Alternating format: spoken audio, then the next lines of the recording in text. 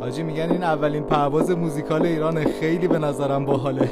چیه خوب میخندی؟ صندلی چندی؟ کمربند میبندی؟ راه رو داری میبندی؟ میگن بلیت داری، ردیفتو داری، ساکتو میذاری بالا دراشم میبندی. روبرود وانستادم من واسه خنده کردنت، اومدم اینجا بکنم فقط تو رو بدرقه.